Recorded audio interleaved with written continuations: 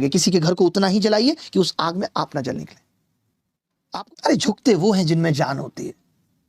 क्या होता है साथ रहना, क्या होता है साथ खड़े होना, मैं आपसे पूछ रहा हूं। जिस इंसान के अंदर सच होता है, जिस इंसान ने कभी गलत का सहारा नहीं लिया होता, वो हमेशा अपने आप को सच साबित कर देगा। और जो गलत होता है वो बचा बचा फिरता है, वो कभी जनता के सामने नहीं आता, वो छुपा रहेगा, वो कभी अपना बयान जारी नहीं करेगा, वो हिम्मत ही नहीं कर पाएगा। और आज जो भी दो पक्षों की लड़ाई है, तो दुख दोनों तरफ है, मुसीबत दोनों तरफ है, लेकिन एक की मुसीबत बहुत बड़ी है। हम तो आज भी चाहते हैं, हम आज भी चाहते हैं कि हल निकले। और ऐसा नहीं है कि हमने बात नहीं की, हमने खान साहब को भी खूब बात की और समझने की कोशिश की, समझाने की कोशिश की, और जितना समझा पाए उतना समझाया भी, और आगे भी समझाएंगे, वक्त पड़ेगा तो।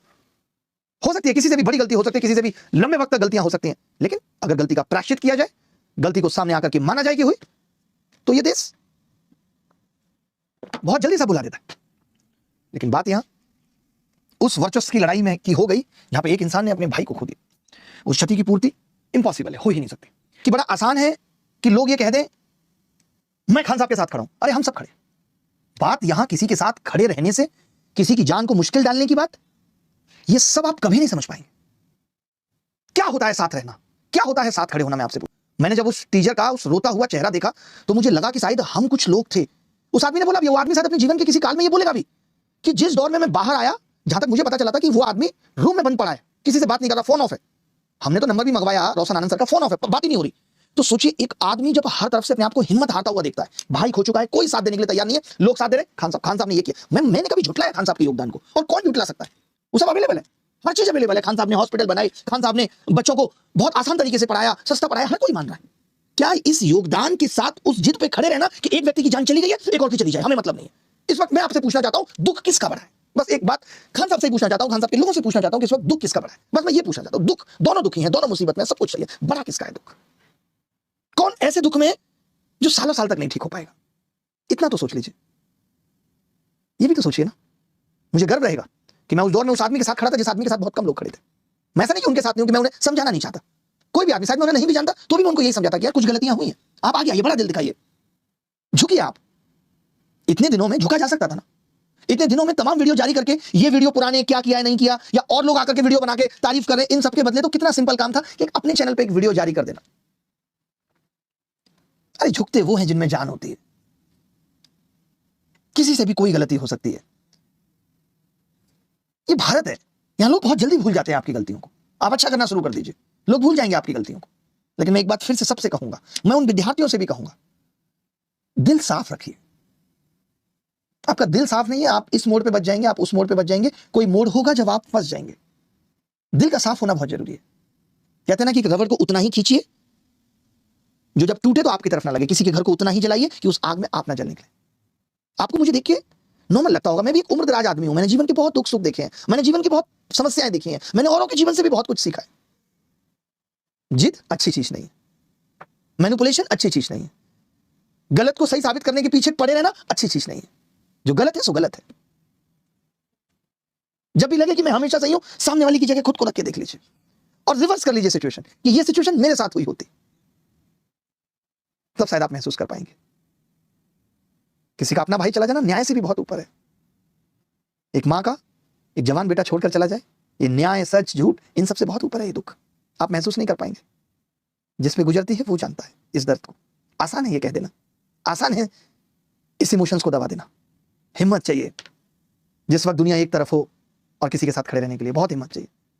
हम नहीं जानते, और जिस बात से आप मेरी हर्ट हुए, मैं फिर से समझाना भी चाहता हूं, और देखिए मेरा दिल बड़ा है कि मैं माफी भी चाहता हूं कि आपको अगर ये लगा है कि मैं किसी स्टेज पे बैठ करके किसी चीज के बारे में बातें कर रहा हूं, तो मेरा वो इंटेंट नहीं है। कोचिंग व्यवस्था पे मैं बहुत पहले से सवाल उठा रहा हूं। टॉपर्स खरीदने की व्यवस्था को मैंने हर हद तक जाकर एक्सपोज किया है कि ये गलत है। मैंने हमेशा कहा है कि शिक्षा साबुन बेचने का या किराने की स्टोर का धंधा नहीं है। शिक्षा के केंद्र में बच्चों का भविष्य है। आप बताइए, क्या हॉस्पिटल में मरीज को बिजनेस के तौर पे देखा जाना सही है? अगर पैसा इतना बड़ा है तब फिर आप क्यों विरोध करते हैं कि उसका ऑपरेशन गलत कर दिया गया क्योंकि डॉक्टर को टारगेट पूरे करने थे? शिक्षा और स्वास्थ्य में हमें पैसे को केंद्र से हटाना पड़ेगा। शिक्षा और स्वास्थ्य के केंद्र में इस देश का जन है, इस देश का छात्र है, इस देश का असहाय मरीज है। आप क्यों नहीं समझते इस बात को? लोग कह देते हैं धंधा है मगर गंदा है। नहीं है शिक्षा धंधा, नहीं है हॉस्पिटल धंधा। हमें समझना पड़ेगा।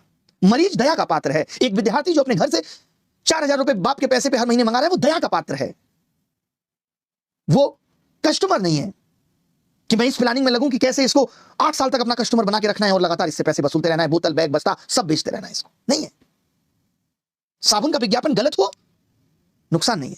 तो हमें ध्यान रखना पड़ेगा। हम सब शिक्षकों की ये जिम्मेदारी है। इतने बड़े बड़े शिक्षक हैं, मैं उन सब शिक्षकों से गुजारिश करता हूं, मैं तो अपने शब्द भी वापस लेके अब ये कहता हूं कि माफी मेरे शब्दों के लिए, लेकिन फिर भी शिक्षा व्यवस्था या जो वो कोचिंग व्यवस्था है वो बहुत खराब है, उसको ठीक करिए। ये टॉपर्स खरीदना बंद करिए, टॉपर्स का फेक प्रमोशन करना बंद करिए। अगर ये सब सही होता तो सीसीपीए ने 7 कोचिंग्स पे 1 करोड़ 46 लाख रुपए के जुर्माने नहीं डाले होते। हम शिक्षक हैं, कैसी प्रतिस्पर्धा, और प्रतिस्पर्धा इस लेवल की कि किसी की जान चली जाए, शोभा नहीं देता।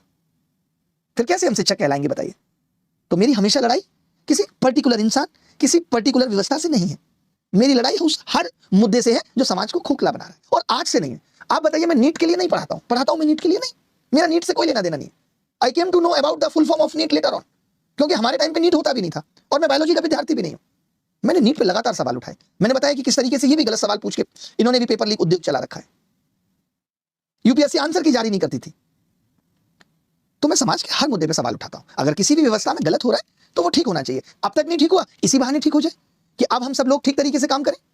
करियर विल की बात कर लेते हैं। आरोप आता है ना करियर विल पे कि करियर विल ने टॉपर खरीदे, बट आप बताइए कि जब से मैं आया हूं पिछले 2 साल से, तो क्या आप ये नहीं कहेंगे कि ऐसा कोई आरोप मैंने नहीं आने दिया जब से मैं इस का अंग बना? आप ये भी सोचिए ना कि मैं गलत होते हुए कहीं नहीं देख सकता। आज करियर विल में गलत हो रहा है, आप मुझे बताइए। अगर मैं ना इस पे जवाब दूं, ना इस पे एक्शन लूं, तो आप बता दीजिएगा। आप बताइए, मेरा कोई घर का सदस्य, मेरा कोई भाई बंधु, मुझसे जुड़ा कोई व्यक्ति आपके साथ गलत कर रहा है, आप बताइए। मैं साथ छोड़ दूंगा या उसको सुधार दूंगा? दोनों में से एक चीज करूंगा। मैंने त्याग किया अपने जीवन में। और जहां तक रही बात कि लोगों के साथ क्या किया है, तो मैं उसका प्रचार नहीं करना चाहता। जब कभी शायद ऐसी बात आ जाए कि जब बहुत बड़े बड़े आरोप इस बात पे लगे, तो शायद हो सकता है आगे जीवन में मैं ये बताऊं कि मैंने लोगों के लिए, मैंने समाज के लिए क्या किया है। उसकी एक बहुत लंबी कहानी है कि मैं क्या करता हूं, मैं क्या चलाता हूं। ये सब मुझे बताना शोभा नहीं देता कि मैं यहां से जाऊं एक रील बनाने में कहूं अरे मैं वृद्धाश्रम चलाता हूं, मैं अनाथ आश्रम चलाता हूं। ये सब मेरे जमीर को, मेरे दिल को शोभा नहीं देता। तो प्लीज उसमें मुंह ना खुलवाएं, अच्छा नहीं लगेगा। क्योंकि आज का दौर है साहब, एक केला देंगे और रील बन रही है 4 तरफ से। वो मैंने कभी नहीं किया, वो मैं कभी नहीं कर पाऊंगा, वो मेरा कोर नहीं है। क्योंकि मुझे कुछ कमाना नहीं है कि मैं ये दिखा करके लोगों के इमोशन जीतूं। नहीं, जो मैं बोलता हूं वो सब सच बोलता हूं। हो सकता है आज आप ना महसूस कर पाए, कल करेंगे, परसों करेंगे। बाकी भले ही खान साहब से गलती हुई, लेकिन मेरी सहानुभूति अभी भी है उनके लिए। और अभी भी मेरा कहना है कि यार ये गलती उनसे गलत हो गई, वो बयान उनसे गलत आ गया, मैं उनको गलती मान रहा हूं। मैं कभी मैंने ये नहीं कहा कि उनका इंटेंट गलत हो सकता है। आप बताओ कभी मैंने कहा कि इंटेंट गलत है? मैंने गलतियां ही बताई। जिन लोगों ने भी उन पर वीडियो बनाई, मैंने उनको भी कहा कि गलती हो सकती है, और हम बस ये चाहते हैं कि उनको इस गलती पे क्लैरिफिकेशन देना चाहिए। जो गलत है सो गलत है, आप गलत को नहीं ढक सकते। आप गलत को छुपाने की कोशिश करते हैं तो पता चलता है कि और गलत हो रहा है। यह संदेह पैदा करता है, ये लड़का गलती करे मैं पकड़ लूं, इसको छुपा रहा है। तो गलती छुपाना भी उससे बड़ी गलती है। तो आप सबसे गुजारिश है कि हम सब ऐसे नागरिक बने, अगर मैं गलती करता हूं तो आप मेरी गलतियों पे बोलें कि हाँ यार ये आपने गलती की है। हो सकता है कि कोई गलती मुझसे हो जाए, फिर भी मैं बहुत ध्यान रखता हूं। मैं ऊपर वाली की सुबह शाम पूजा करता हूं और उससे यही कहता हूं, कुछ नहीं मांगता हूं, कि हे भगवान, मैं लोगों के लिए जो भी कदम उठाता हूं कभी उसमें मुझसे कुछ ऐसी गलती ना हो। मैं हर दिन यही मांगता हूं और सबके लिए मांगता हूं मैं कि विश्व का कल्याण हो और सबकी बुद्धि ठीक रहे। ये मैं अपने लिए भी मांगता हूं। मुझे और कुछ नहीं चाहिए कि कोई गलती मुझसे ना हो पाए।